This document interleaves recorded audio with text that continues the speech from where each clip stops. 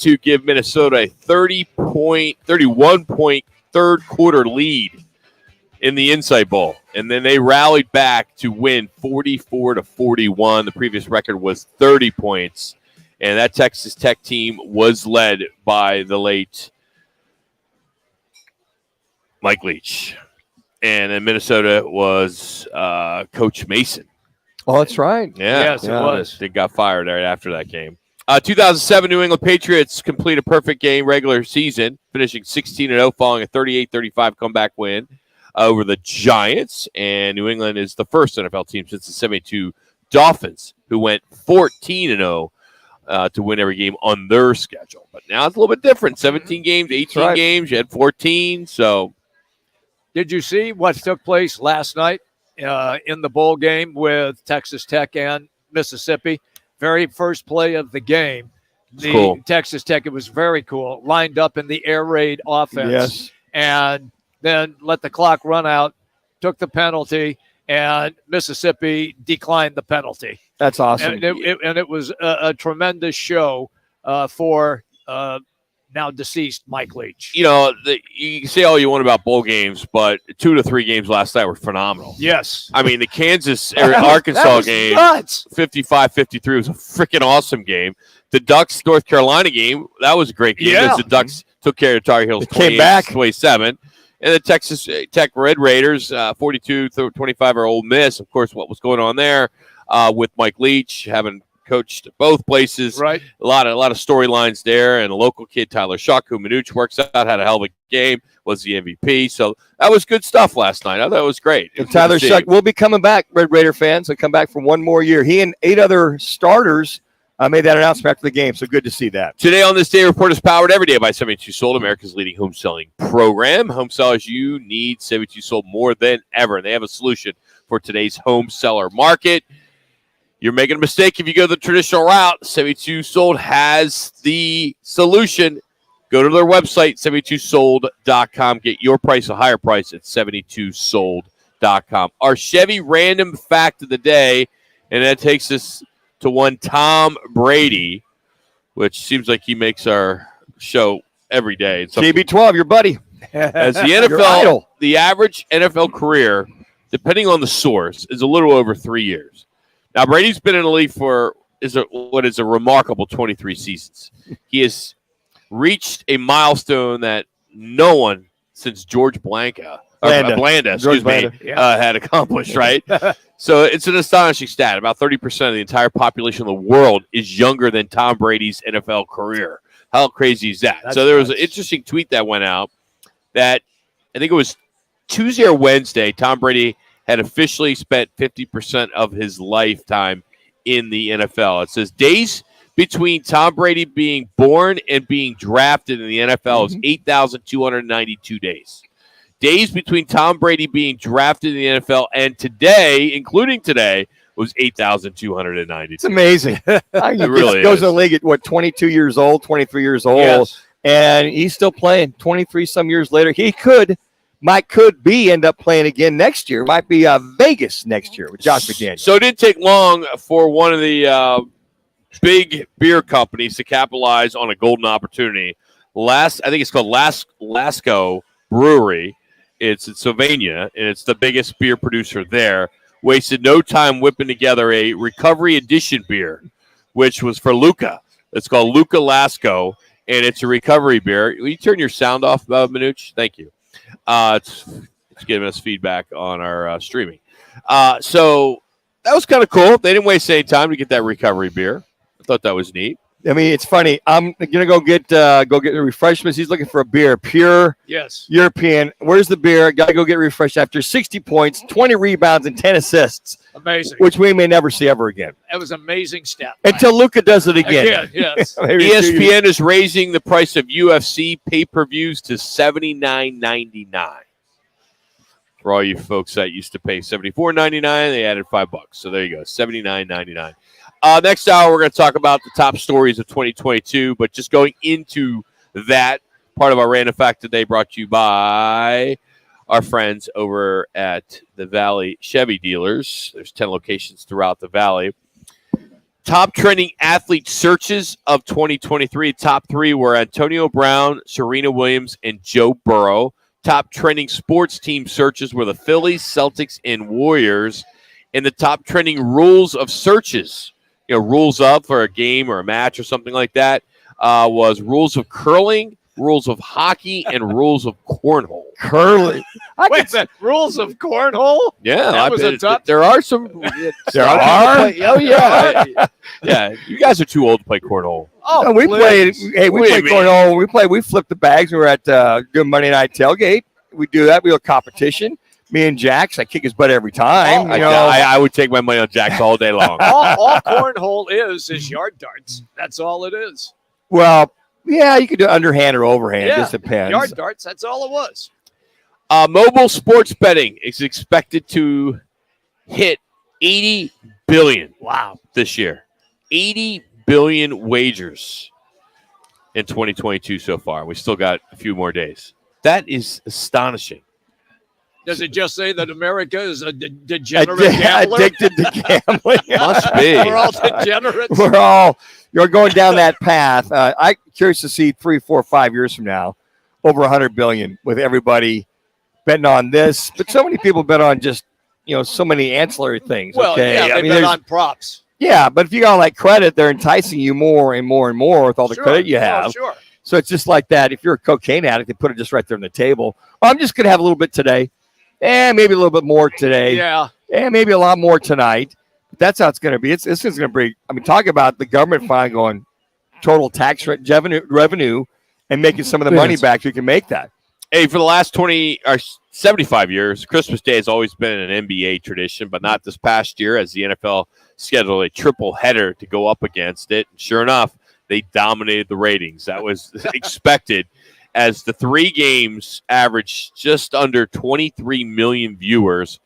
The NBA 5 games averaged just over 4 million. I can see that, especially that late game with the Cardinals in Tampa Bay. As ugly as it was, you're waiting for somebody to get control of the game. To do something. So it blended right into the Suns game, Yes. which was at about 8:15, 8:30. We actually caught the end of that Suns game. Yeah, the Packers game, they did 26 million. Yeah. The Rams Broncos did 23 million, and the Bucks Cards did 17. And that Packers game became a good game, thanks to 2 outs, throwing 3 picks back-to-back drives. Correct. And then, you basically had Rodgers hitting a couple of key throws to come back and win that game. And that's all I have for your Chevy random facts of the day. There you have it. I got to imagine when you look at this weekend's game, you look at the Christmas Day games, as far as now, what the National Football League loves is that there's still some going in the last 2 weekends. It may go to last weekend where teams are going to fight for a playoff position. And we may be the first time in maybe several years since Seattle, who is 7-9, make a playoff or win a division.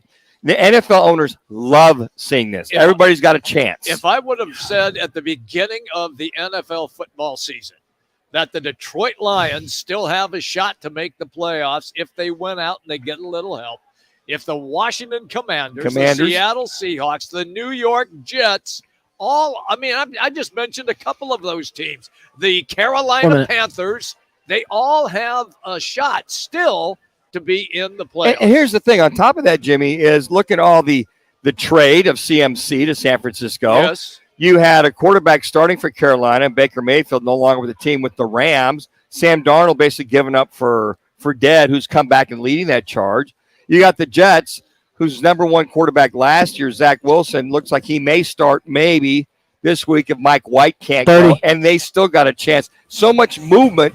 And then to have the chance of making the playoffs is what's amazing to me. Hey, coming up in hour number 2, we're going to run down the top sports stories of 2022. We'll go January through December, both nationally and locally, on and off the field, the court, like Amazon Prime, the college football playoff, and so much more. We'll get into all that in the next hour. It's Roc and Manuch with Jimmy B, live from Twin Peaks in Scottsdale, Fox Sports 910.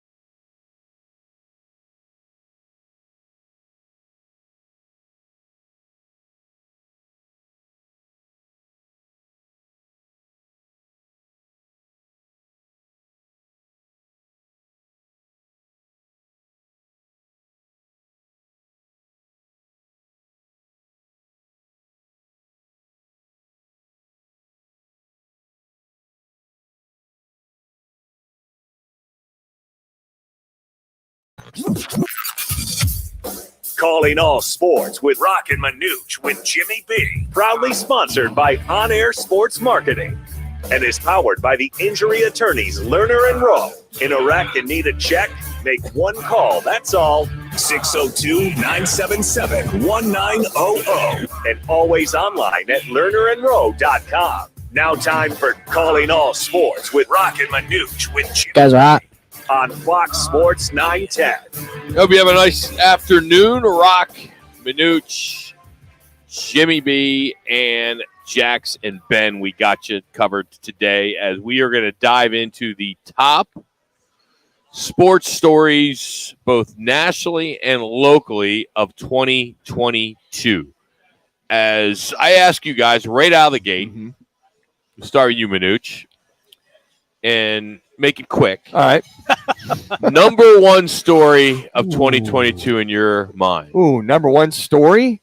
Damn. For you. Not necessarily that the world Yeah, was just behind. overall. You know what? I just think a couple things. Super Bowl victory, Super Bowl win, and maybe Aaron Judge breaking the American League record. Jimmy B? I'm going to go with Serena Williams and Roger Federer both retiring from professional tennis. Wow, I did not see that coming. Two of the greatest that have ever played. Go figure. Did not see that coming. And you're a tennis. I may have to redo my my script here.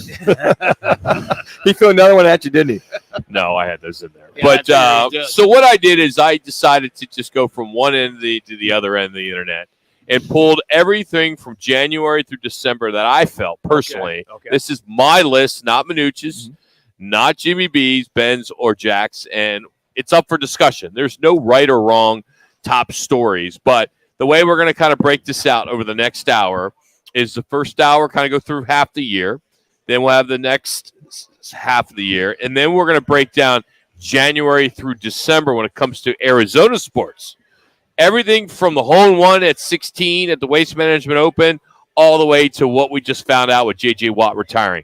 A hell of a year locally. Then the off-the-field, off-the-court stuff like the college football playoff, Amazon Prime on Thursday nights, the shuffling of all the on-air guys on television. So we'll get into that as well. But let's get started right now. We'll start with right out of the gate in January of 2022. And it started with one of the biggest dumbasses in sports, and it was Antonio Brown. If you remember, he was claiming he had an ankle injury. He was playing for the Tampa Bay Bucks.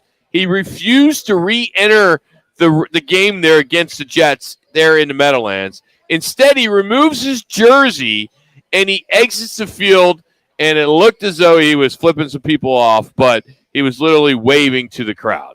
I mean, that's what started our season off, if you think about it, of 2022 sports. Then we saw the end of Big Ben and an incredible run of the Pittsburgh Steelers. It ended, if you recall, with the Steelers win over the Browns at Heinz Field, but it was the end when he circled around the stadium and he basked in all of the glory, which I thought was amazing. Pretty cool. Yeah, for a lot of Big Ben fans, I just think what a great career he had to have that acknowledgement. A lot of folks said maybe he stayed 1 or 2 years longer.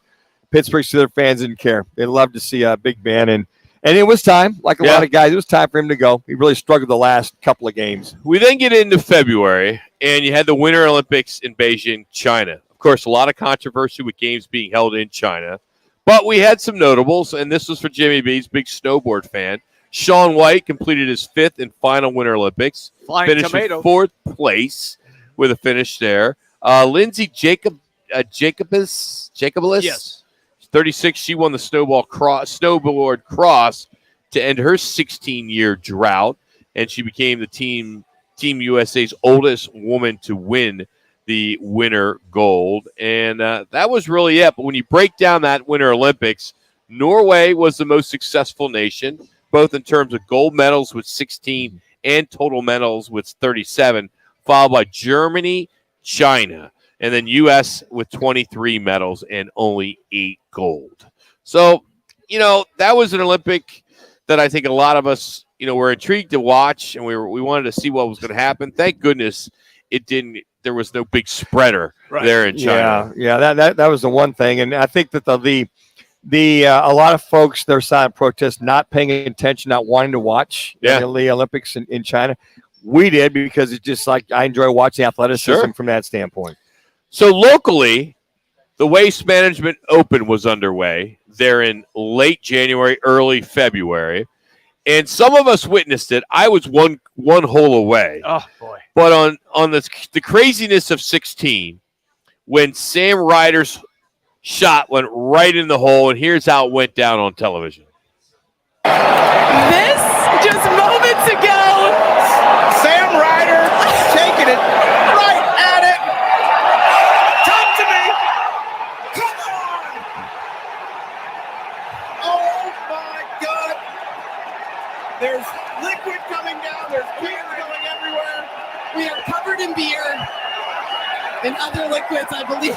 So everyone is going insane. We might have a slight rain delay here on the 16th, Jim, because that's going to take a little bit of cleanup when you take a look at what is happening right now on the 16th hole. We tell you there is no place like it. We mean it. Take one more look at this. Sam Ryder, 124 yards. We just talked about how going at it is so tough. It is worth the reward right here. Bam. Awesome stuff. And then the next day, Carlos Ortiz's ace kept that party rolling. So that was something that hit us locally. And then that Sunday, the Super Bowl, Matthew Stafford delivered as he did all season long. Cooper Kupp, a fourth quarter back shoulder pass, if you remember, which got the Rams over the Bengals 23-20 with a minute 25. Here's what that all sounded like. Stafford to Cooper Kupp. Pass. Got it. Touchdown. Hell of a play. And the one thing is Cooper Kupp have like 25 catches on that last drive to win that game. They knew where he's going. Yeah. They couldn't cover him. Man, zone, whatever, right down the field for that final touchdown. Later in February, the NBA All-Star Game, Steph Curry drained threes all day, 16 to be exact. He finished with 50 points and won the inaugural Kobe Bryant MVP award. We get to March.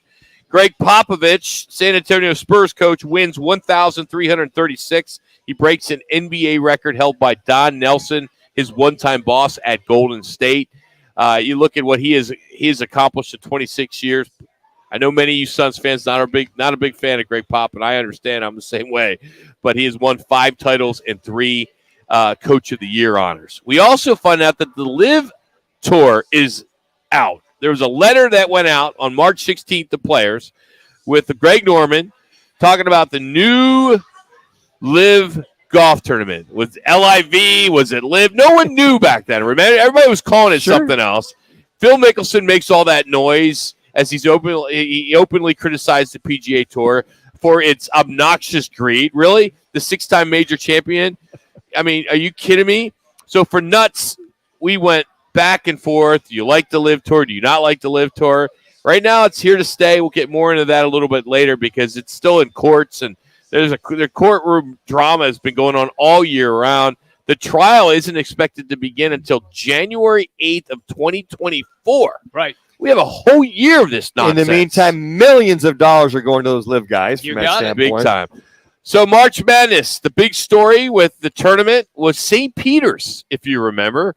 The MAC, the MAAC champion MAC, St. Peter's. They squeaked into the NCAA tournament with a 16-11 regular season record. They upset second-seeded Kentucky, 7th-seeded Murray State, and 3rd-seeded Purdue to become the Elite Eight's first 15 seed. How about that? Prior to all the madness, the farewell tour with Coach K, 47 seasons, over 1,200 wins, 5 national titles, 75 NBA players.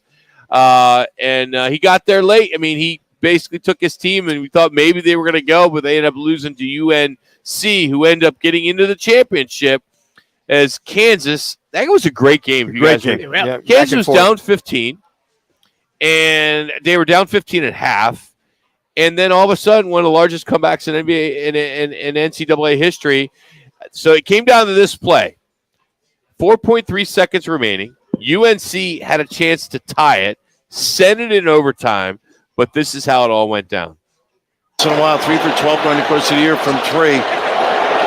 And maybe Love off the dribble. We know he's capable. 4 seconds, create something to get a 3. And Brown on Manuch, and here we go. Manuch circling around. He slipped underneath. They go to Love. Love's going to be the one to take it. Puts up the shot. It's off. The game is over. And Kansas completes the biggest championship comeback all time. 72-69 KU over UNC. We get to April, the 80th Masters. Tiger Woods in the gallery, 1 under in the first round, his first official round since nearly losing his right leg, if you remember, in that car crash the year before. He finished 13 over, 47th place. Stewart Cink aced the par 3 16th hole with his son on the bag, which was really cool, and it was his 25th birthday. Some good storylines there. But here is how it all got wrapped up, thanks to the legendary who you just heard with the call with the NCAA Finals with Jim Nantz and talking about Scottie Scheffler, who won the Masters. Just a casual walk for what could be the greatest day of your life. Well, if you want to win a major, somewhere along the line, you've got to hit one of the greatest shots of your life. Oh, is that any good? What a 3 for Scheffler. He's been unflappable in some heavy situations. Birdie for Scheffler. And he's up 4 with 4 to play. Can you imagine how special that walk is? The power of a dream. It's probably everything that you envisioned it would look like in those dreams that you were forming years and years ago. Scheffler outshines them all at Augusta. There you have it. No one does it better than Jim Nantz, Scottie Scheffler, Masters champion. We'll got one more month as we're recapping and highlighting all the top sports stories nationally for the most part. Break when you can. But we'll go to May. We'll resume with May next. What do you think? We'll do That's that good to next. me. That works, Ben. We'll get to May next as we continue Yes. on. It's Roc and Manuch with Jimmy B, Fox Sports 910. Looking for the perfect gift for your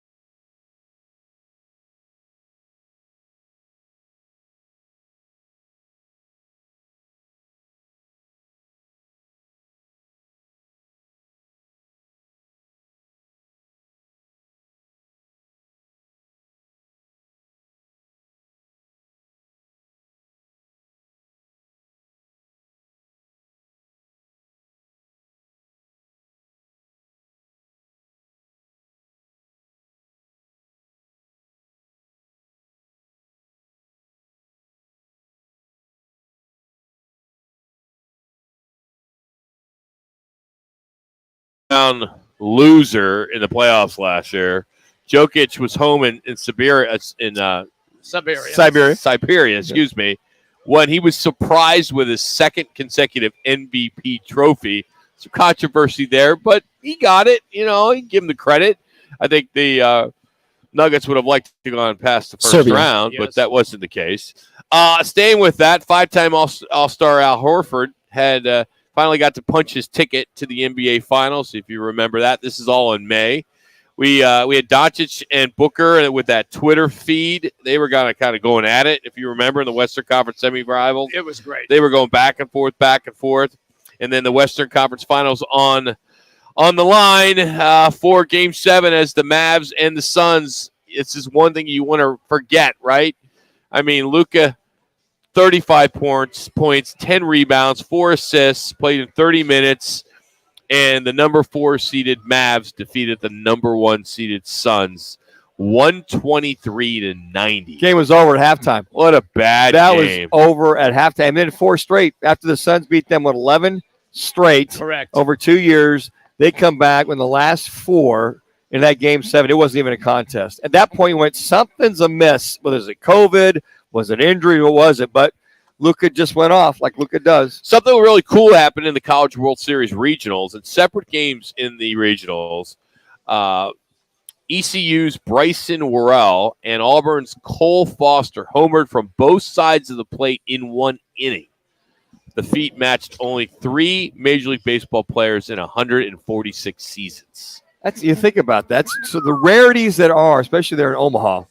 Get to June as we kind of recap some of the top sports stories of 2022. Third-seeded Golden State got past the Mavs, took on the Boston Celtics to win in 6. It was led by MVP Steph Curry, who averaged 31 points, and they win another title, and it's their 4th title.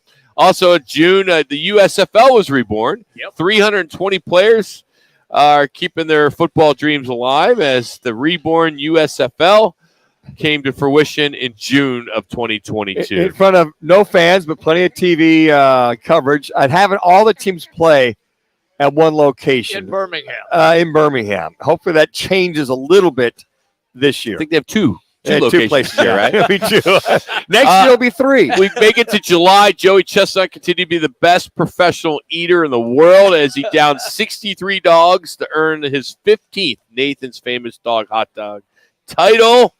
He didn't break his record. He was off by 13. Where are we at? Oh, home run derby.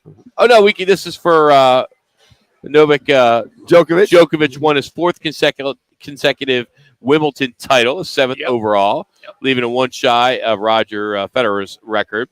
The home run derby was won by Juan Soto. He started the final round cold. He was 0-9, if you remember, and then he got hot, and he sent 10 of the next 12 over the Dodger Stadium fences. He won 19-18 and won that. We were all looking forward to Aaron Judge being in that to see how actually he could maybe jack one out of Dodgers Chavez Ravine. Yes. And he was a no-show. Yep. Next day was the World Series, was the All-Star game. And this is all you needed to know because it was a back-to-back home runs, and this was it. The top 5 hits and exit velocity are all his, and typically he and his teammate do this a whole lot. Where will it land is the only question. We are tied. The Twins to the postseason. He turns on a ball and hits it a mile. Byron Buxton puts the AL in front. 2 mammoth home runs. Stanton and now Buxton. There you have it. That was the game. It was 3-2. AL won, making it the 9th consecutive win over the National League. It used to be the other way around. Yeah, it was for many years. It's just cyclical. Yep. You know, you see the National League. Stanton gets the All-Star MVP with that 457-yard crushed it 2-run homer. Very emotional ESPY Awards, and I wanted to play this because I think we all love Dickie Vidal. Dickie Vidal has been just an amazing coach, person who is always in front of it when it comes to charity, and his relationship with Jimmy V. But to get the Jimmy V Award for perseverance after he recovered from cancer, here is just the last part of his speech. I have a message. Jimmy, my man up there, I know in spirit you're up there with Stuart Scott, John Saunders, love those guys, all gone so early. I know you're hosting the little hoops party, John Thompson, you got Rolly Massimino, and all you gathering, watching what we're doing, we're thinking about us.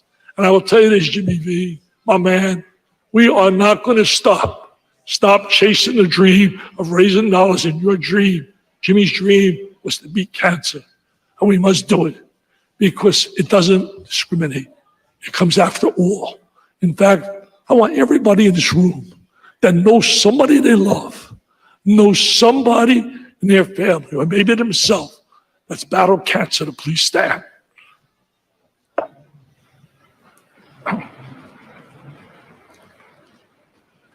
Well, take a look at this room. It doesn't matter race, religion. It'll bring you to your knees. There's only one way to beat it, my friends. We got to raise dollars and give the oncologists a fighting chance. I close by simply saying, keep chasing your dreams, keep chasing your goals. And to me, all of you in this room are special winners in the game of life and what you've done to pursue your goals. And remember, just remember, perseverance plus passion plus pride equals win in the game of life. God bless them. 3 minutes. Jake Vitale, the ESPYs, winning the Jimmy V Award. In August, we had the passing of Vin Scully, arguably one of the best voices ever. Here is one of his final calls. Actually, not his final call, but a final call when he called the perfect game with Koufax. It is 9:46 p.m. 2-2 to Harvey Keene. 1 strike away. Sandy into his windup. 2 minutes. Here's the pitch. Swung on and missed a perfect game.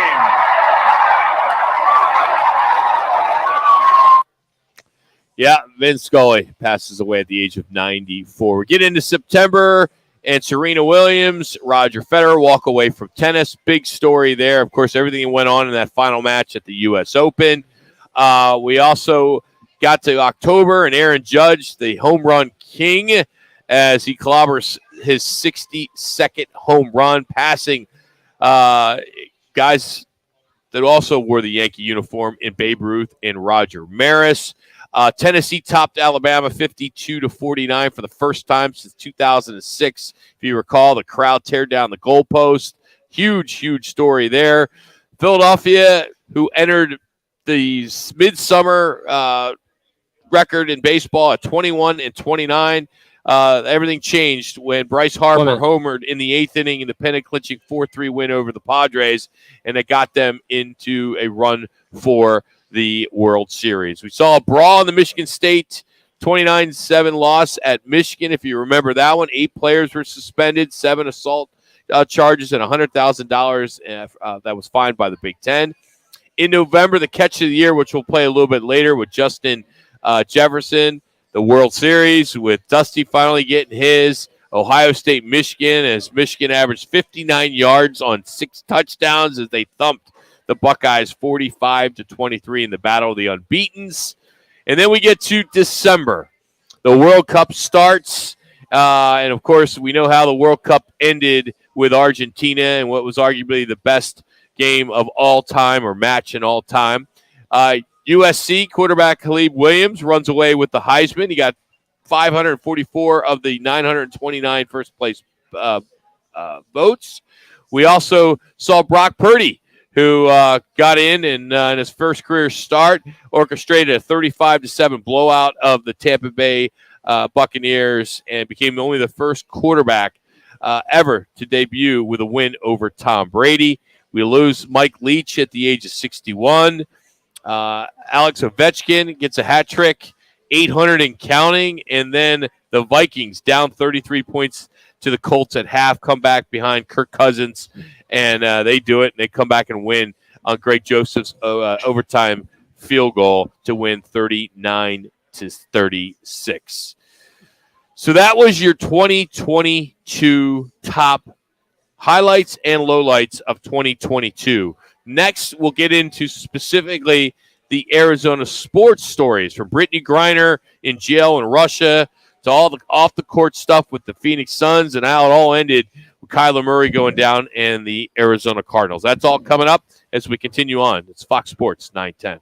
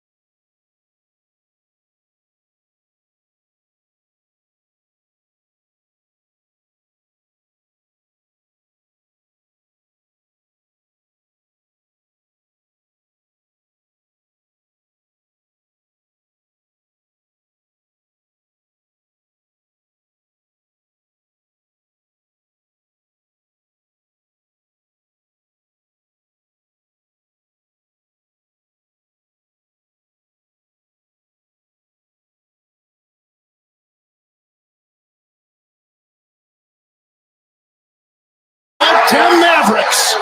Wow. Guys are hot. Doncic and the Dallas Mavericks are going to the Western Conference Finals.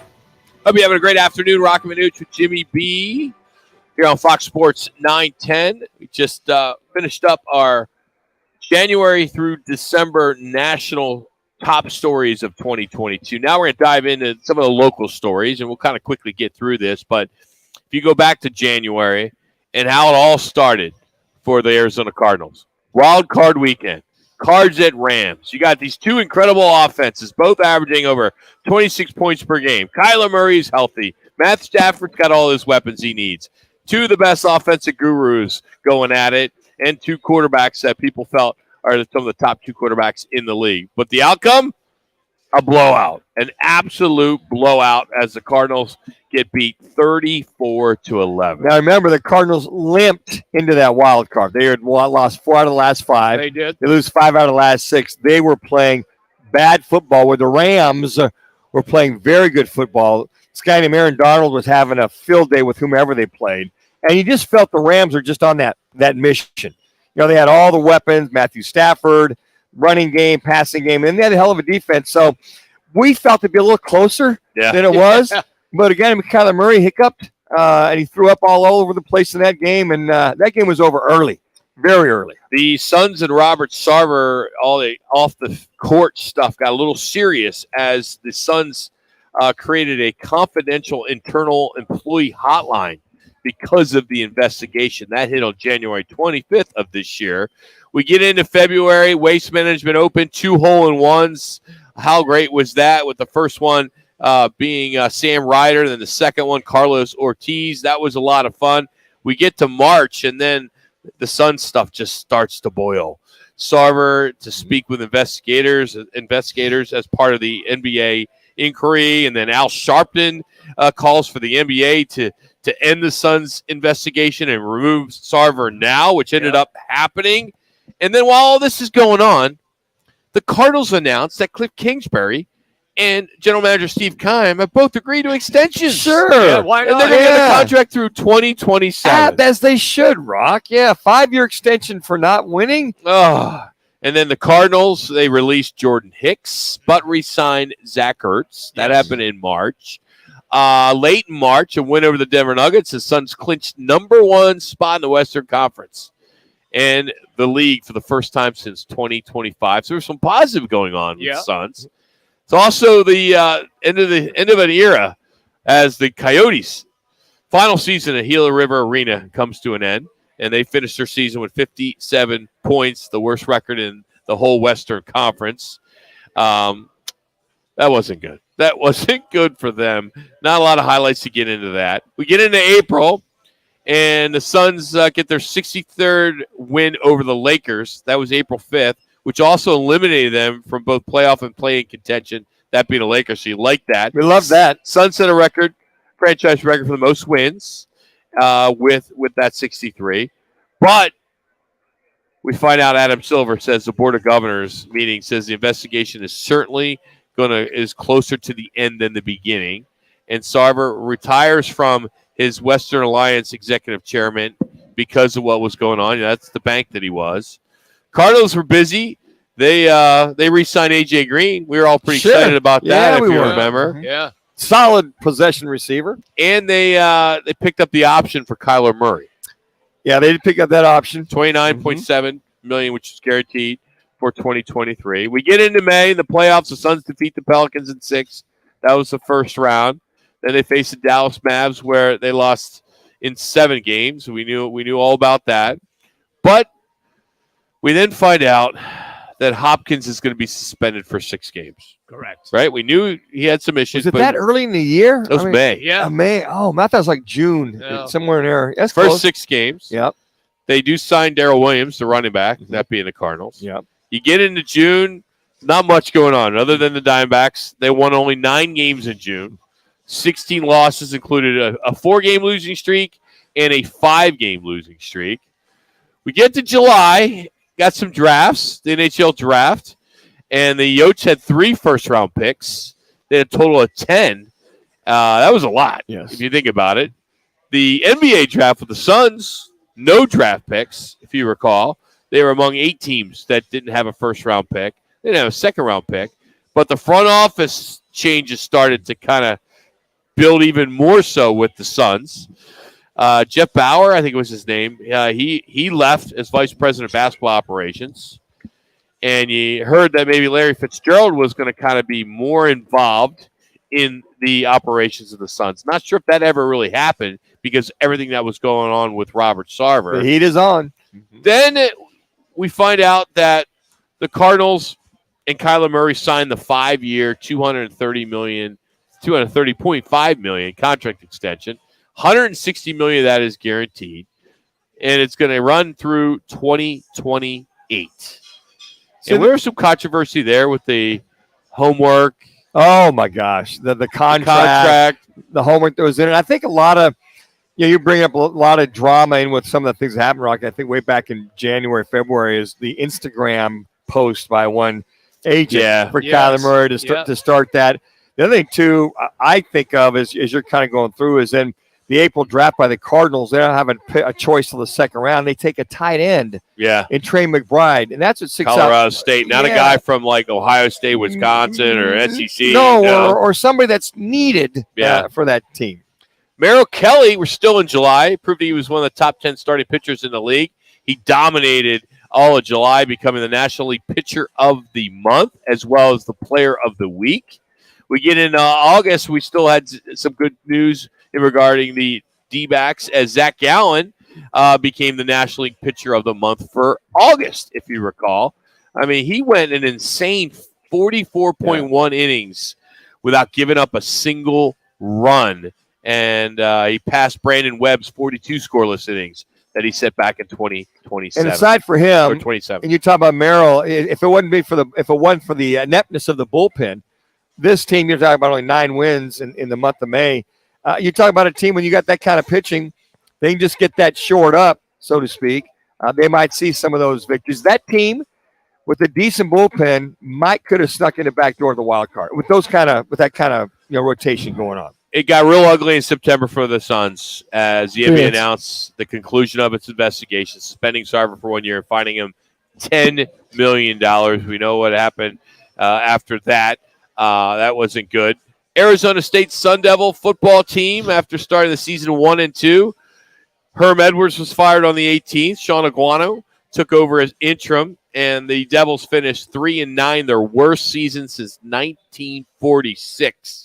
1946. Ooh. Also, the season was the worst attended since 1968, when they were averaging 43,000 for 6 home games. Well, when you get smashed by Eastern Michigan at home, it was pretty much due that when Herm Edwards was out the door, and for Sean to come in, and I felt to hold that team together and showing the semblance of an offense, probably at least entertaining from the offensive standpoint.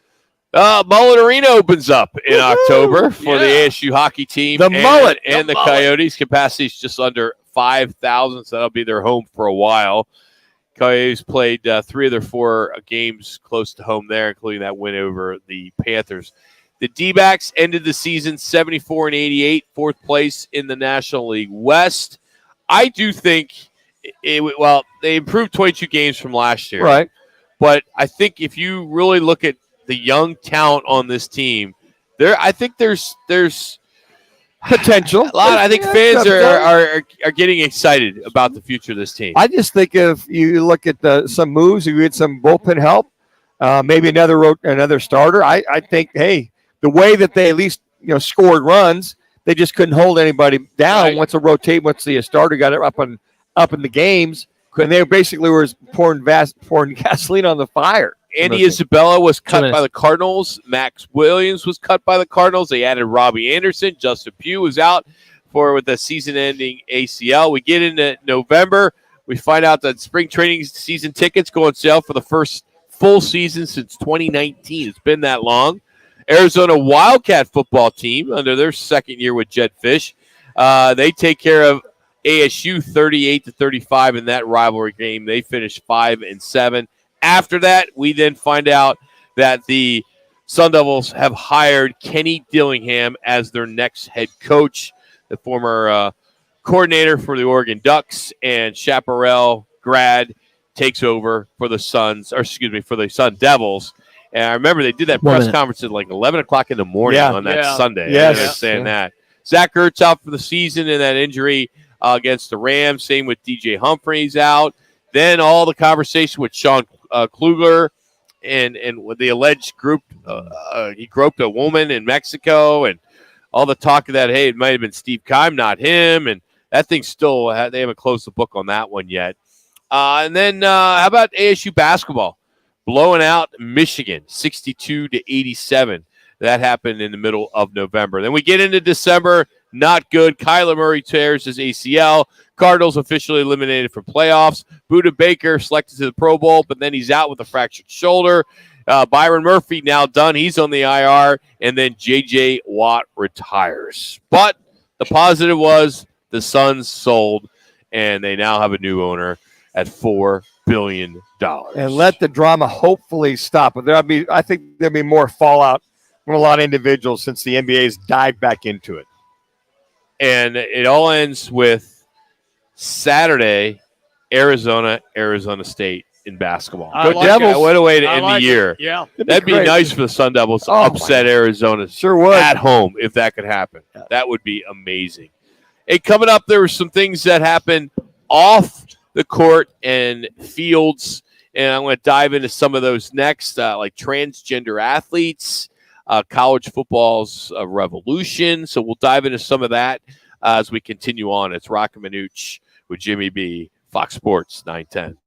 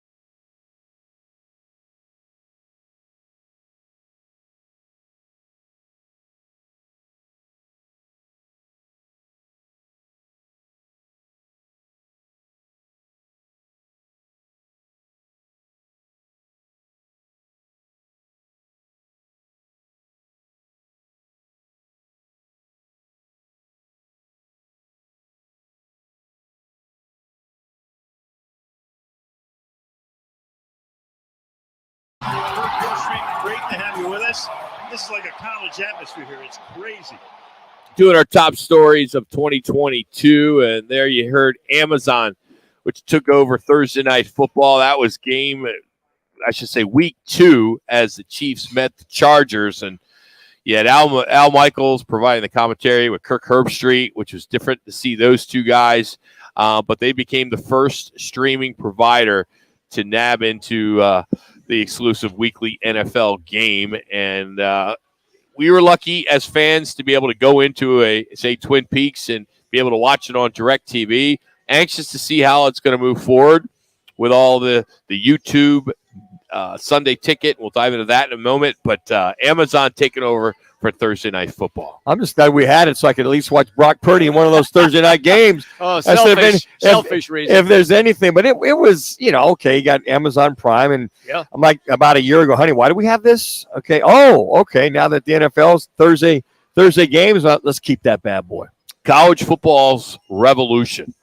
No sport saw more change than college football. Every angle, from teams leaping conferences to name, image, and likeness funds funneling millions of dollars into the pockets of the players for the first time. And then the announcement of the 12-team college playoff signaled the final death of the sport's old bowl-driven championship format, and now moved college football closer to a more money-printing profitability for them as the NFL does. And I think that's where it's going. Yep. It's going to be a AAA or whatever you want to call it. Minor leagues for the NFL. Yeah. But if to see USC and UCLA, leave the West Coast, leave the Pac-12, and head to the Big Ten.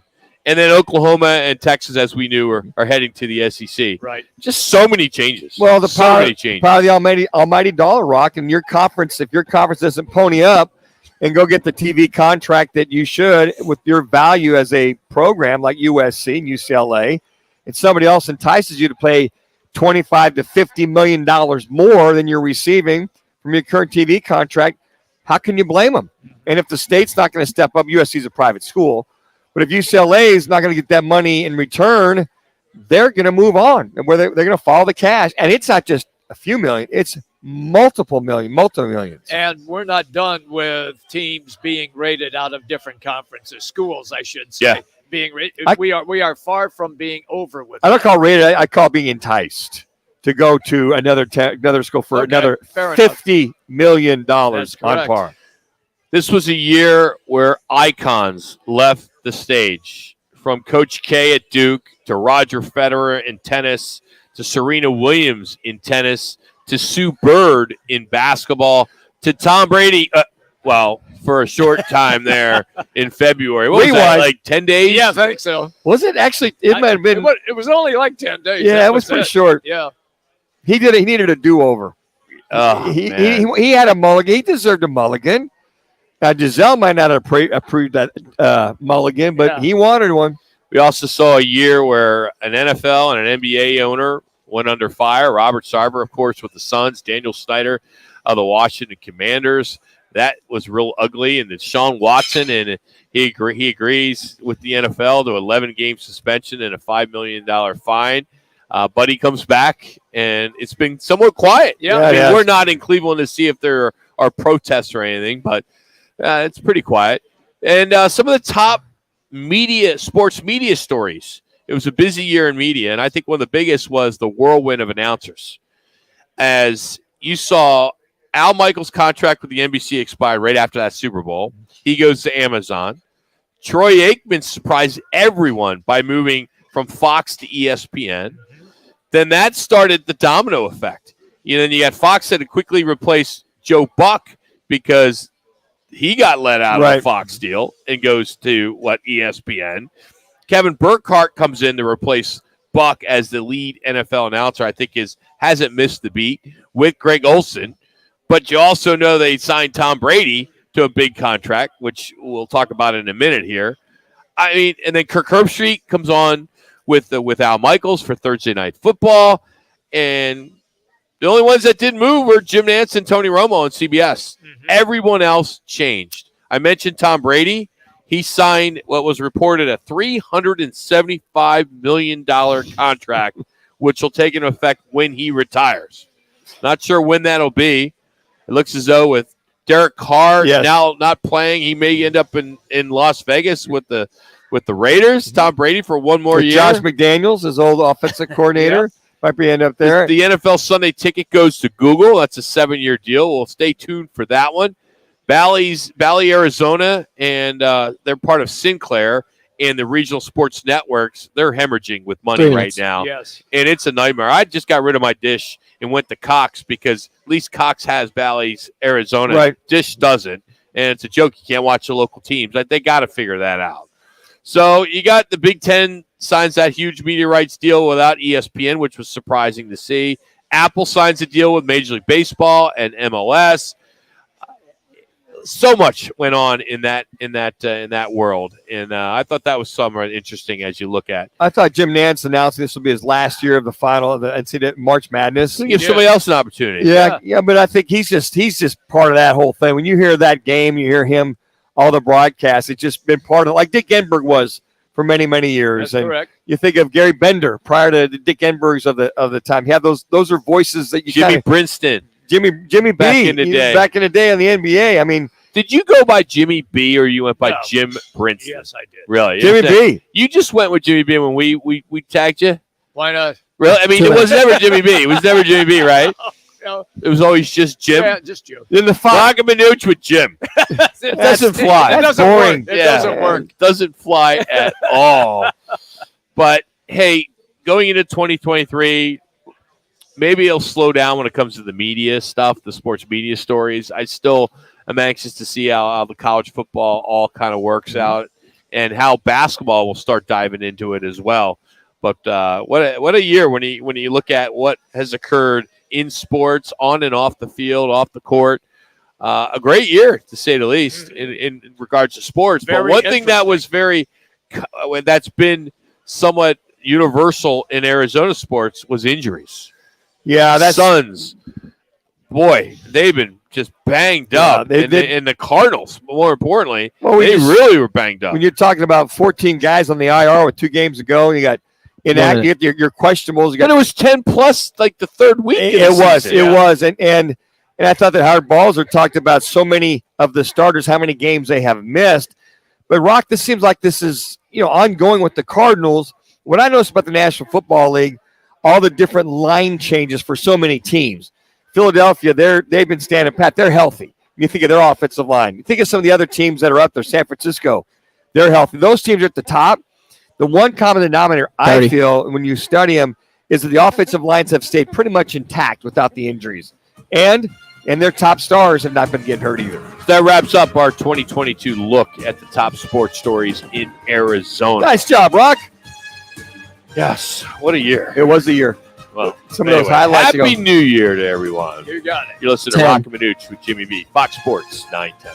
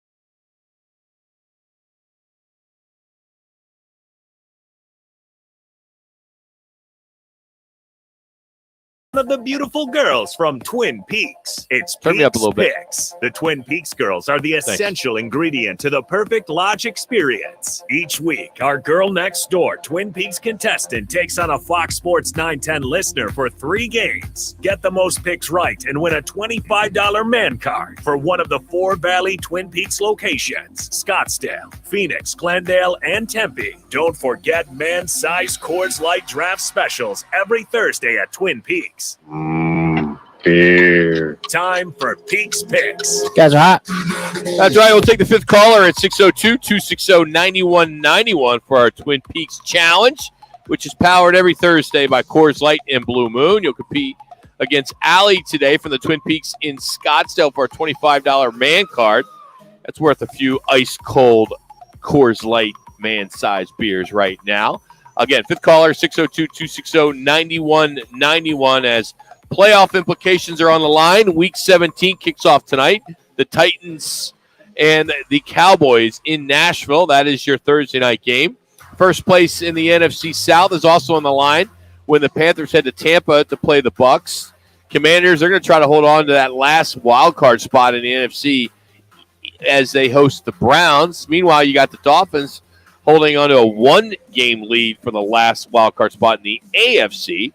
So the Finns will head to New England to play the Patriots, who are one of 4 teams that are trailing Miami. And then the weekends with a marquee matchup Monday night, and we'll be out at Casino, Arizona, as the Bills are in Cincinnati to play the Bengals. So let's get to it. Allie, how you doing? Thanks for playing today. Hi. Hi, and you are from where originally? I'm from Flagstaff, Arizona. Oh, Flag. Nice. Nice. And NFL fan, who's your team? I'm a Texans fan. You're a Texas fan. Yeah. Texans. All right. That's cool. And are you ready to do this? So you're going to compete against Harold. Hi, Harold. Harold from Cave Creek is competing. So we're going to ask you 3 games. The games that we're doing today are, it's Harold. And we will do Cowboys at Titans, Vikings at Packers, and Cardinals at Falcons, and we will need the winning score on that one. So we're going to start the first game, Cowboys and Titans, which will be on right here at Twin Peaks. Who do you like in this one? The Cowboys. Is that because you have ties to Texas, you think? Or no. you just know Titans are a bad team? Yeah, I feel like they've been doing better. Okay, doing better. She did her homework. Dobbs will be starting at quarterback for the Titans. Pollard's not going to be playing for your Cowboys. You want to rethink that a little bit? Just say, don't listen to him. Don't listen to him. He acts like he's smart. Don't even go there. Yeah, I do a little reading once in a while. Ben, who is Harold going with?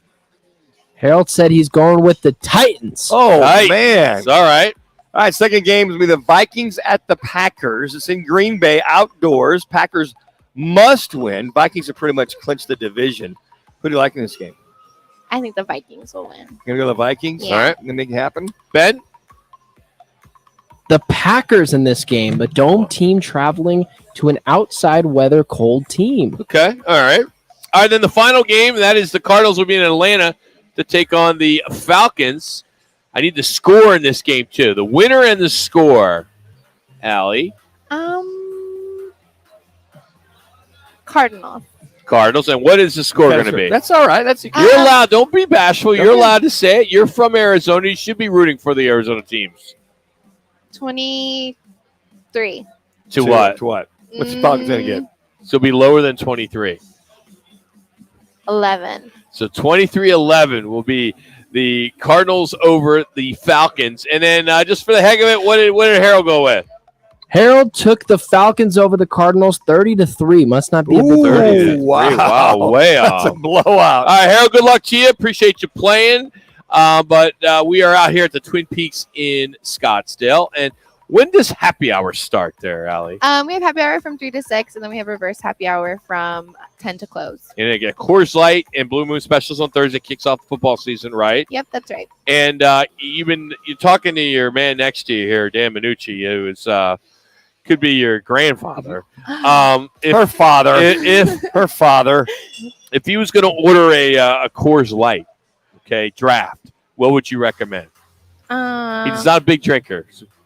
We have our 10-ounce beers or our what do you call those little 10-ounces? Those are a girl size. Yeah. But if it's happy hour, you definitely want to get the big one. Let's say it's happy hour. Which one do I want? The 22 ounce? You want the man side. I want the man side. Wow, what a good recovery there. Yeah. Oh, man, that's good stuff. Well, did you get everything you wanted for the holidays? Did Santa good to you? Yeah, Santa was good to me. Thank you. Do you have any New Year's resolutions for 2023 yet, or is it still early? I already started doing everything early. Oh, you did? Yeah. So you're on it. Not putting it off. Just get it. You're jumping right in. Yep. All right, good. Well, hey, thanks for playing. We appreciate it. Thank you. And when are you here? If anybody listening wants to come in and see Allie Mae. Come see me for lunch tomorrow. There you go. Friday. A lot of people are off tomorrow, so check that out. So, Allie, thank you. Appreciate it. Thank you. Again, that is our Peaks Picks, which is brought to you by Twin Peaks. And don't forget, you can still register for your chance to win the Backyard Grill patio set. Just text Peaks to 55678. That's Peaks to 55678, and you'll be entered to win this customized Backyard Grill patio set, courtesy of our friends here at Twin Peaks, Blue Moon, and Coors Light. You can enter once a day. Standard message and data rates apply. There you have it. Hey, if you did not hear some sad news today in the world of soccer, as Pele has passed away at the age of 82. He was battling colon cancer, been in the hospital for the past, I think it was about a month. Yeah. And I know, man, what else can they do to honor him in Brazil? I mean, I can only imagine. I mean, that's a big deal. Well, I'm sure they'll, with the memorial and parade and anything else you can imagine that's going on. He was, Pele, you heard Pele, you think of Brazil, you hear Brazil, you think of Pele, and you just think of one of the greatest, absolutely greatest soccer player of all time. And to see, for me, quite frankly, guys, it was a lot about the athleticism that he bestowed, the running, the footwork, the strength of this guy. And quite frankly, guys, he put soccer on the map. When you think about it, he's a guy that... I don't know about that. Oh, I man. think soccer was already on the map. No, Rock, but he made... over there. Pele, but from the States, if you said soccer years and years ago, you go to the 60s and 70s, it was all about Pele. And if Pele was over here, and Jimmy, I think you alluded to it, he was over here doing exhibitions or playing on teams, that's when they'd sell out, was when Pele would show up and play with whomever at the time. And I think that, when I think of him, that's my first, as far as soccer's concerned, he's my first quasi, player, great player of all time when you think of soccer. Who's your second? That's it's one of those sports everybody knows Pele. That's it. Maybe Messi. It didn't say much about Ronaldo, Messi of modern times. Those two guys. At least in other sports, at least you have other players. Yeah. You have a top 10 list. Correct. We don't have a top 10 list for soccer. No. You maybe we don't. Maybe 5. Yeah. You can name. But I think of Pele. I just think of just world renowned. It's kind of like, hell, we think of there's certain sports. You think of boxing, that icon, Muhammad Ali, soccer, Pele, football. It could be a litany of individuals. Baseball, hell, you think of Babe Ruth, from that standpoint, if you want to go way back. But I think each sport's got that icon. NBA, it could be Wilt, it could be Michael, it could be Russell, Kareem, any of those. But then when it's soccer, it's Pele. And I don't think there's anybody else that can match that from that icon for that one sport. I'll tell you for that era. For that era. When he showed up with the New York Cosmos, at that time, he made soccer cool. And then when he left, because he only played a couple of years with them, and then soccer, the North American Soccer League began to dwindle, and it ended up dying. Was he in his early 40s when he first took over the Cosmos? Yeah. He had the best of Pele, but he was still damn good. He was a draw. His talent, his skills. 75,000 people in East Rutherford, New Jersey, in that stadium. But just to see him dribble and run, I think people would watch him. The highlights of him are spectacular.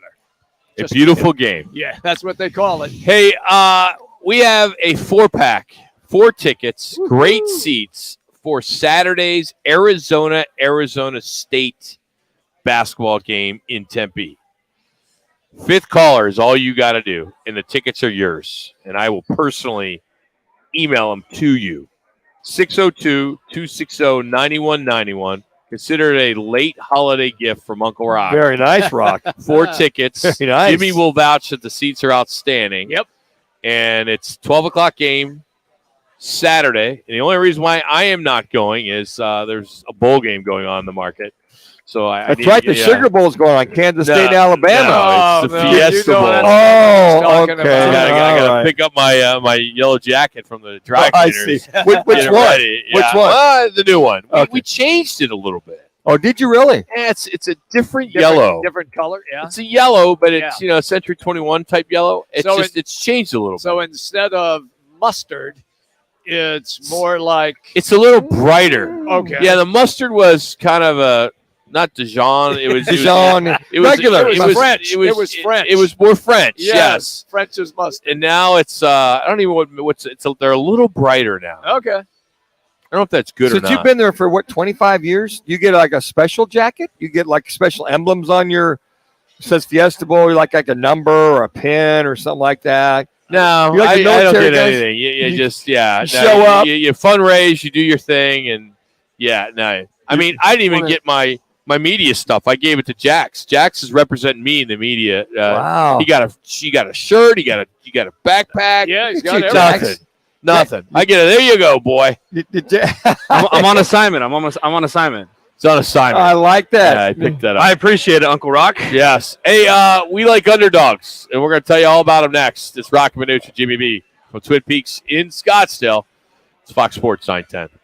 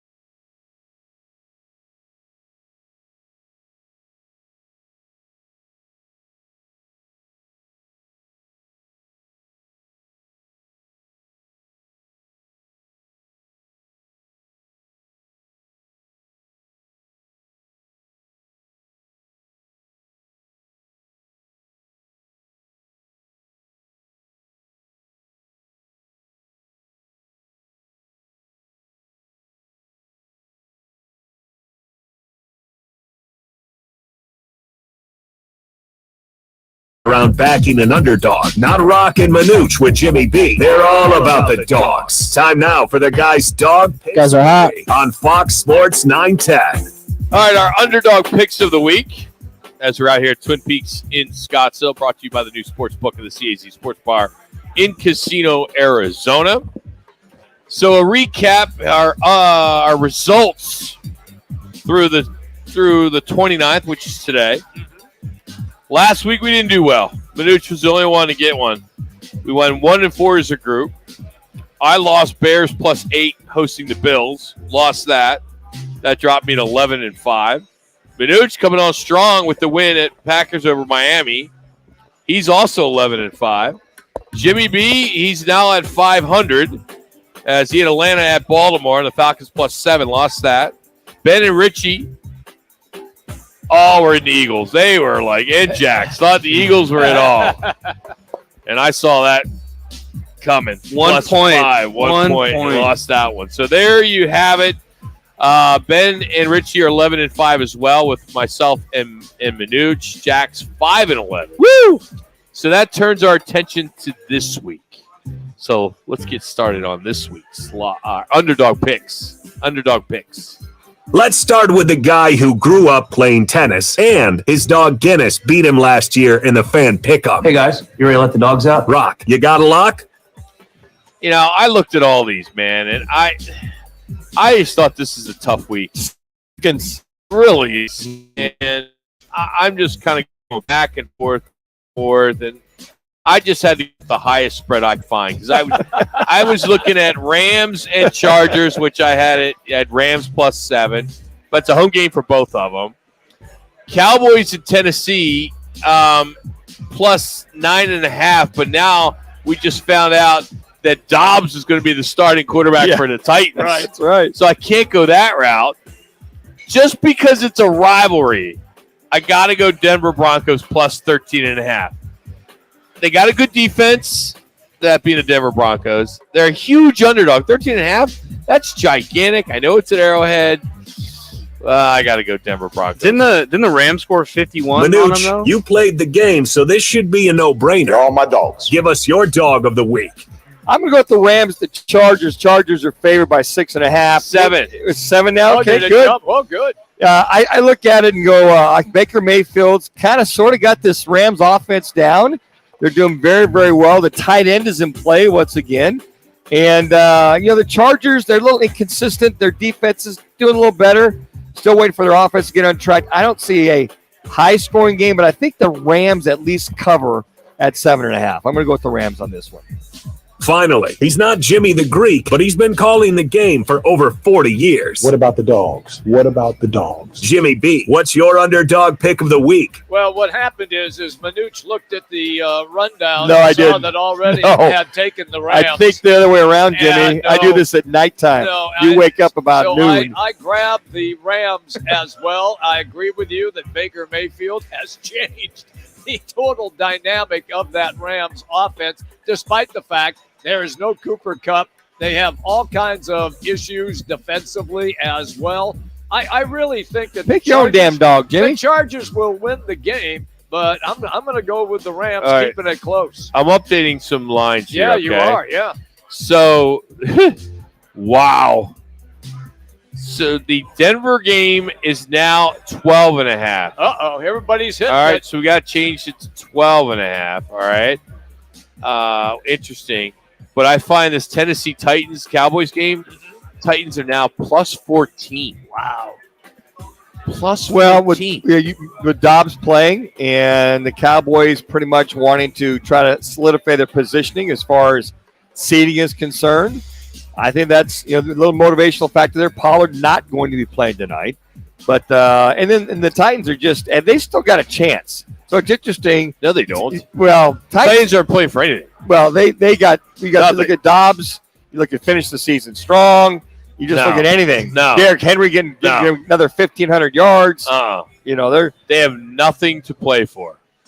Nothing.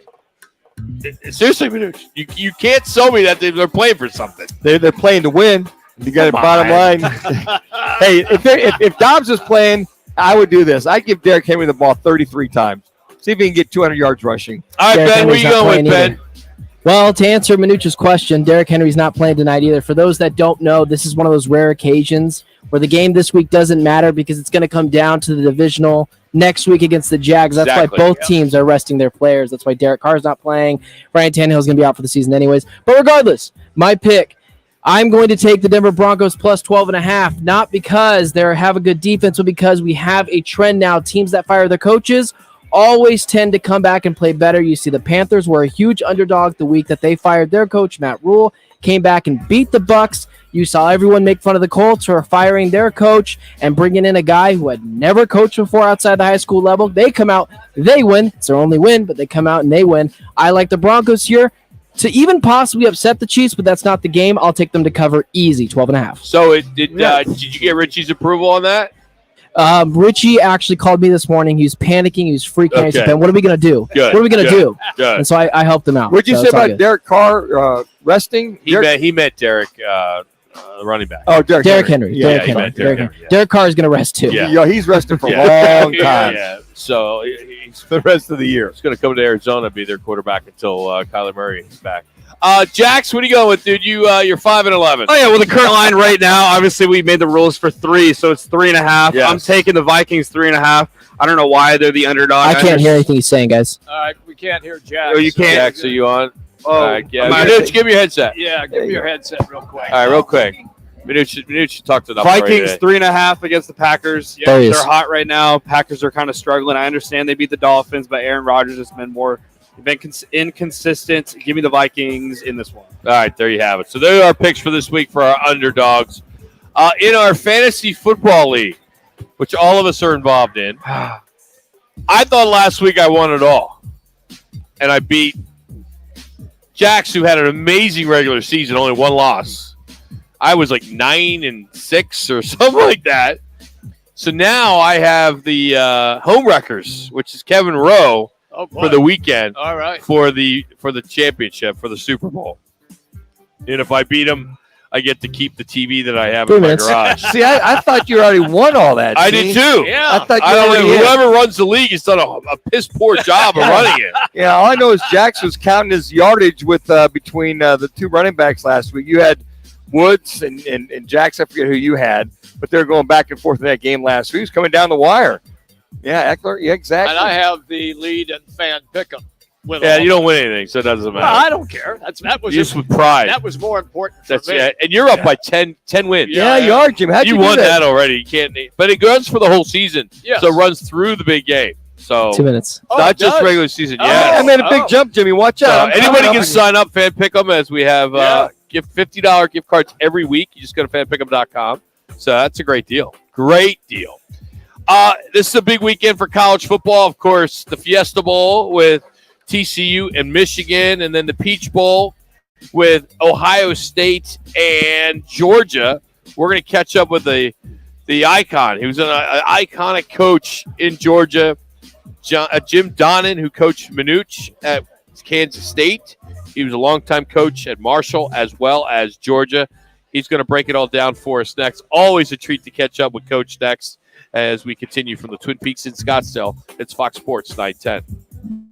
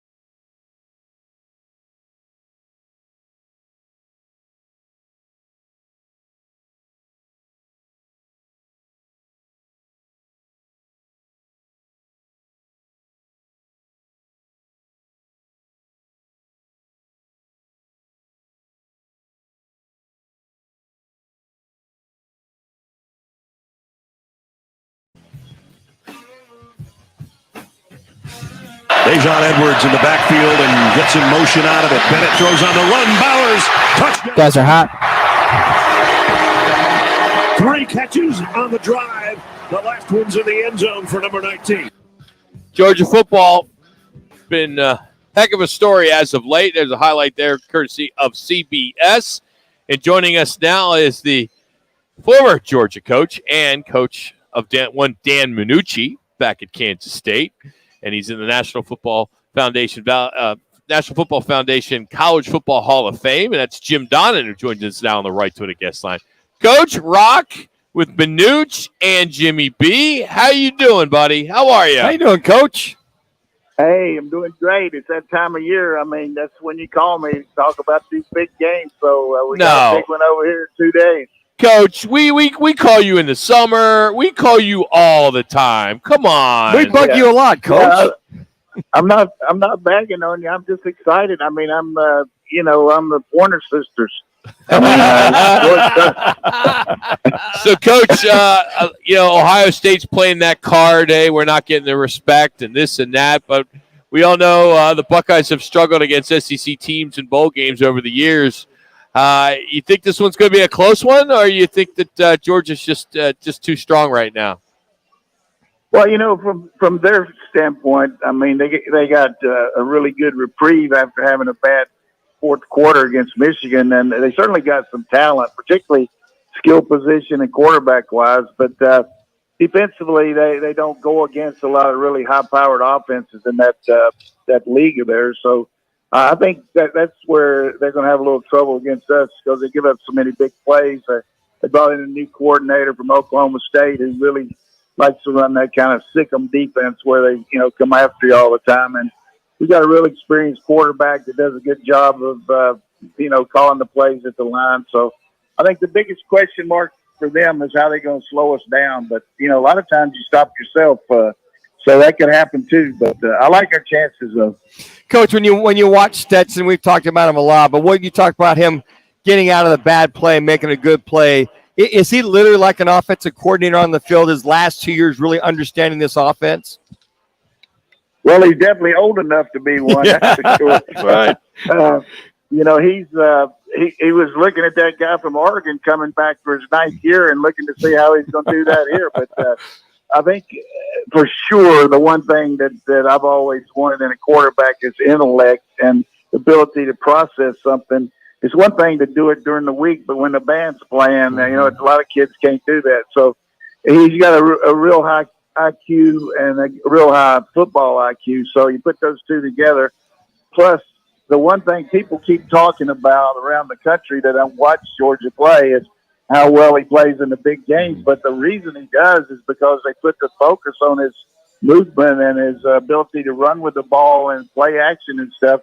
Against most teams, they don't do that because they don't want to take a chance of him getting hurt and exposing him. So we really do focus on his strengths in these big games, and he's really come through very well for Georgia. So is the mantra for that offense, Coach, when you watch it, it just seems they got such great balance because they have such a phenomenal running game. But there's times where he'll throw the football 3, 4, 5 times in a row, or does it just depend on each team that they play?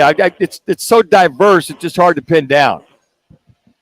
Well, we've got an offensive coordinator that came from the pros, and you guys out there get to cover pro football, and one of the deals is everybody just catches up with you real quick during the game, and it's hard to repeat the same play because the defenses are so good. And that's something that Todd Monken does here. He really gives you a lot of looks, a lot of eye candy with motion and a lot of shifts. And we've got 2 really good tight ends that give you a chance to do some things that is hard to substitute against that, thinking you're going to get the power game. Both these guys can split out too. So, but the number one thing he does is just run the RPOs. When the run is taken away, he can throw the ball to a tagged receiver pretty well. All right, Coach, I'm really curious your thoughts on this. So you don't see an upset in Ohio State, Georgia. You see the favorite winning. Where are you then on the Horned Frogs of TCU and the Michigan Wolverines? Is there an upset brewing there or not?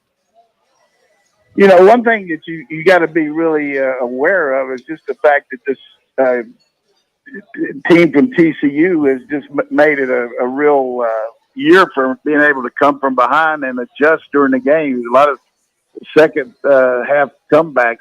Michigan has just dominated everybody except maybe Illinois. And so I think it's just going to be a case if Duggan can get out there and hit some deep shots, which they'll take some. They got some really good receivers, probably among the best receivers in the country. I think it's a closer game than most people think, but, Michigan's definitely got the advantage overall with that big old line, the way they can pound you. And I'm not saying that Ohio State can't beat us. I mean, as all of us know, a lot of times you don't function like you need to. They're going to need some help from Georgia. Georgia's going to need to turn it over and give them some easy shots. But I look for both the favorites to win, though.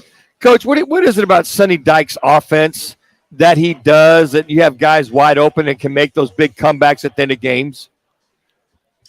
Yeah, he's just he's hired that Riley's brother, and they do a lot of that air raid stuff that Mike Leach started. And, Sonny Dykes, when I was coaching at Georgia, Sonny was on the staff at Kentucky, and he's always been, when he was at Louisiana Tech and at Cal and a lot of places around the country, he's always been a very prolific offensive coach. So I would say just the belief in the system, the fact you got some high-powered wideouts that can really make plays and shorten the field pretty quickly, and their running game is better than you think it is.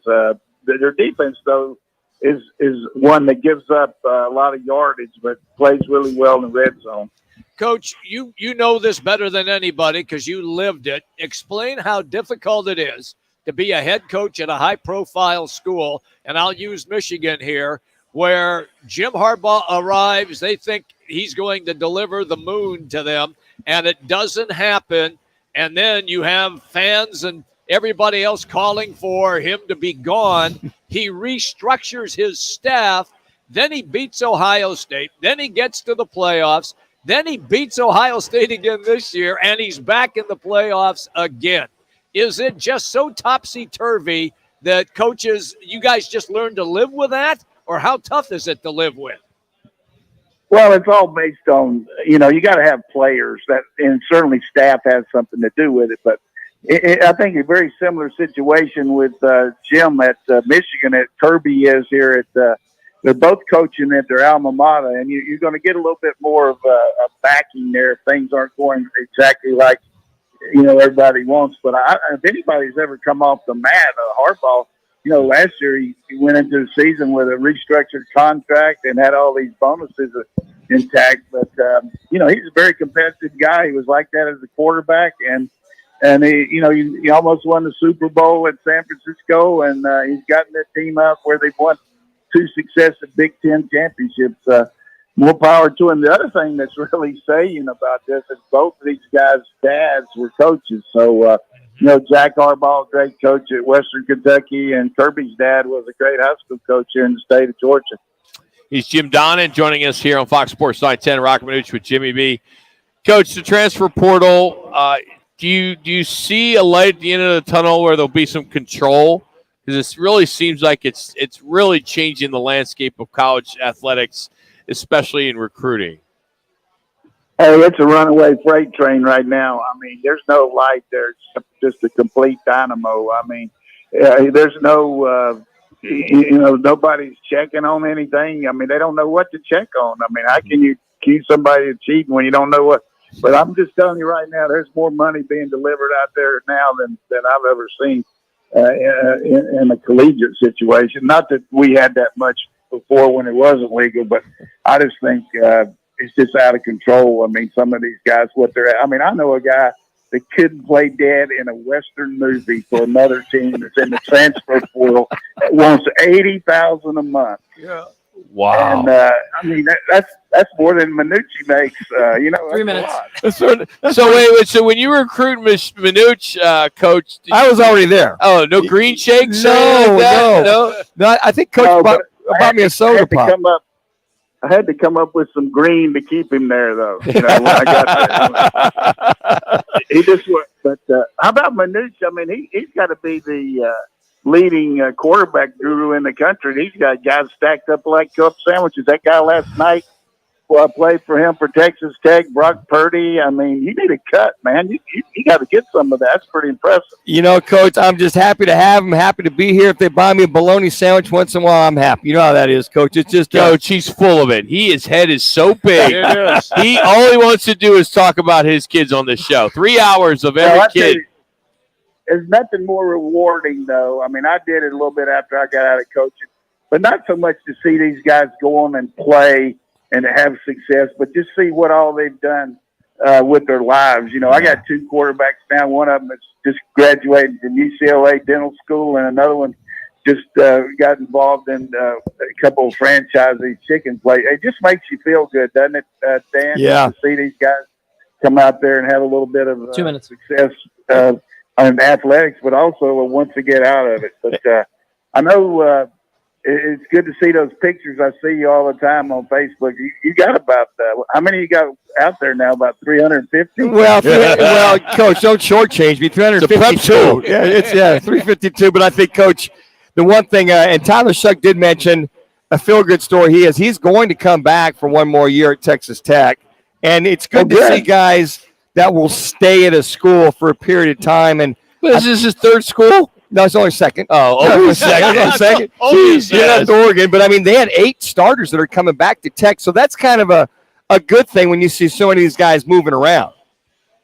Yeah, I was really happy for that. I mean, I hate to see the SEC lose Ole Miss, but they got what they deserve. They played very poorly with the turnovers. But, you know, they hired a high school coach in Texas, and, you know, he knows what it's all about at Texas Tech, and just glad to see him make a move there and do a good job. And you talk about the transfer portal. That's the one thing that I would give some love to Kirby Smart here for the fans out there.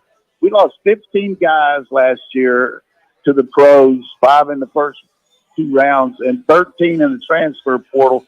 We didn't take one guy as a transfer on this year's team, and look where they are. So I mean, it can be done the other way too.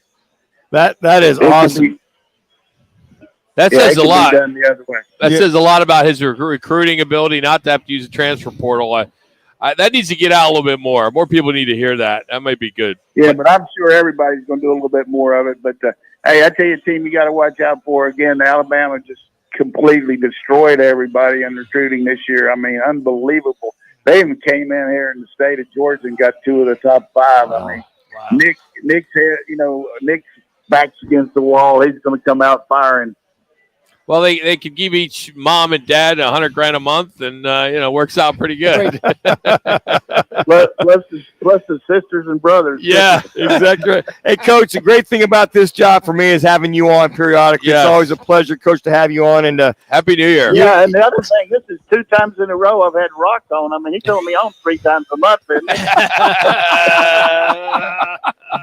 Hey, Rock, you're the man. I like having you guys throwing those tough questions at me. I mean, where's your next trip? Where are you going next? Well, I'm the Fiesta Bowl. I'm a Yellow Jacket Fiesta Bowl guy, and that's my next trip right now. And then I was gonna, I was waiting. I know you guys are on a time thing, but I just want to mention that Yellow Jacket, being a guy that helps the community and all the stuff you do. People that talk about all these bowl games, they don't have any idea what kids get out of going to a bowl, seeing the different community people in it, meeting guys that maybe help them down the road get a job or go to these hospitals and boys and girls clubs. I mean, it's very rewarding for these teams. So don't be bagging on all these bowl games, all these people. I think it's great. And I applaud you for being a helper out there. That's great. Yeah, I'm a big bowl guy. I love the bowls. I'm okay if there's 41, 42, 43. I don't care how many. It's great for the student athlete. Coach, Happy New Year, buddy. Appreciate it. Have a great weekend watching games. Thank you, Coach. Love you. Okay, go Dogs. It's Coach Jim Donna joining us here. He's in the College Football Hall of Fame, National Football Foundation, and formerly Manuch's coach at Kansas State. Longtime Georgia Bulldog head coach. He's saying go Bulldogs, and I'm rooting for the Buckeyes like crazy. But I'm not going to say that. Our Learner in Row 1 call, that's all, call of the year. Oh, wow. We call it the comedy play of the year in the National Football League. It just happened a couple weeks ago with a former Cardinal that was involved. We'll get into that next. It's Roc and Manuch with Jimmy B here on Fox Sports 9.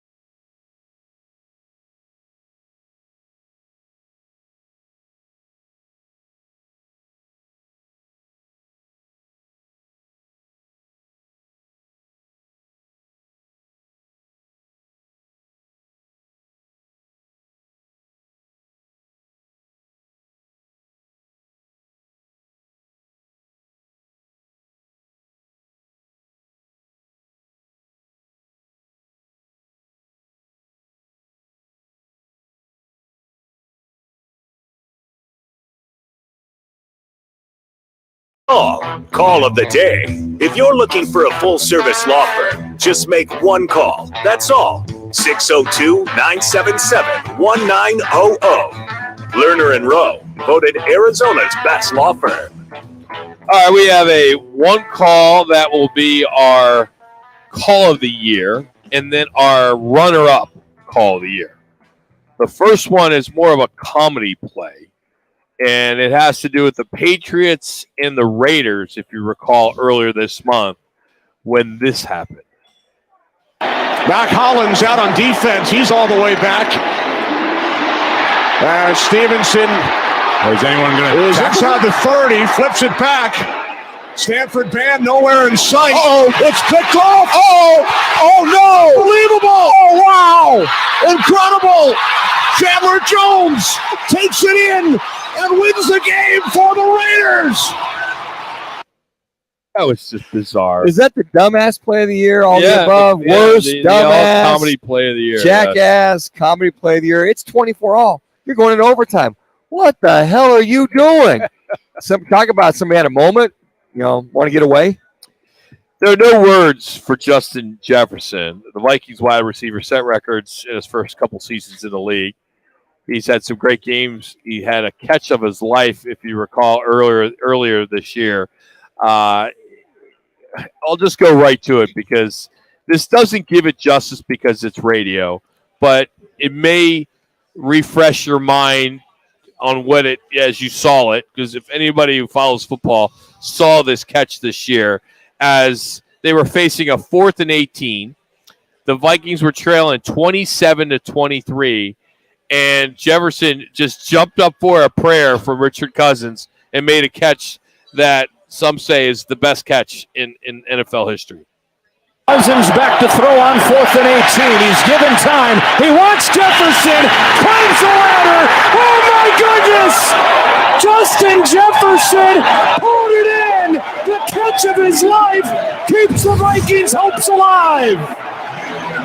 There's no way.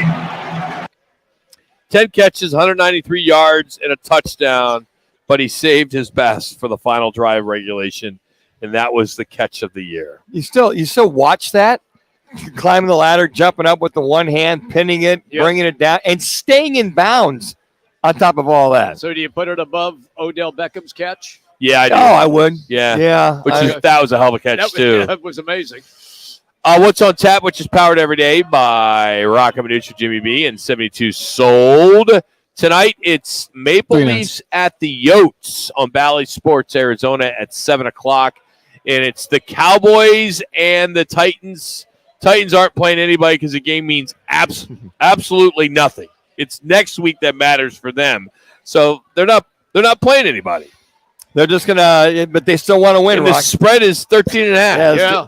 Let me finish up with our State 48 Roofing. It's your call question today. Who is most likely to be upset in this weekend's college playoff games? So go to @Roc and Manuch on Twitter. Is it Georgia or is it Michigan? Right now, Michigan leads at 57.1%. Georgia, 42.9%. Never a sure bet, but if it's at all, folks are leaning toward TCU with the big upset here in the Fiesta Bowl. 72 Sold has a solution for today's home seller market. Go to 72sold.com. Get your price, a higher price at 72sold.com. Ben and Jax lost a bet. And with that, they will be hosting the last show of the year tomorrow. That's a scary thought. Yes. It's a very scary thought. And we'll bring back the top stories of the year to kind of eat up about an hour. We don't want to give them 3. Now, God forbid. It's not a bad bet to lose. We gave him 2. We might have kind of sort of lost that on purpose, but that's okay. You guys will got to cut your teeth somewhere. Take the floaties off. Oh, it's going to be great. We're going to have a great time. You guys on remote or in studio? Oh, we're in the studio. We got 3 guests tomorrow. Can't hear him. Yeah. They can't hear him. Can't hear me again. Yeah. Here you go, Jax. Here you go. Yeah, for some reason that mic's not working. We got 3 guests tomorrow. We got Aaron McMahon, the Michigan football beat writer. Okay. Then we got Scott Spreitzer. Always great to have Scott Spreitzer on talking sports betting. Then we got Michael Bankson on at 2:15. Ask Michael. He's a Yellow Jacket as well. Ask him what his role is 1 minute. during the bowl because I don't know what he does. We have like guys other than Max Starks, who's a newbie. He actually runs he's running the pregame. Max Starks is the hardest working guy in sports. I've never seen a guy work harder than him. And but we have some other former athletes that they don't do much. So Is Steve Jordan, is he a Yellow Jacket by any chance? he was, I That's believe. what I thought he was. He's probably life now. He's a Thunderbird and Yellow Jacket, all the above. But hey, Happy New Year, gentlemen. Yeah, I back won't see at you guys. till Monday. Happy New Year. Rock, have fun. Don't get hurt out there at the Fiesta. I won't. I'm in charge of the pregame party, so I can't get too much trouble. Shocker, right? Yeah. Imagine that. Yeah, so come on by, say hello. It's going to be fun. 2 o'clock start. 10. And congratulations to our winner of our tickets for ASU and U of A. So we'll see you next year. Happy New Year.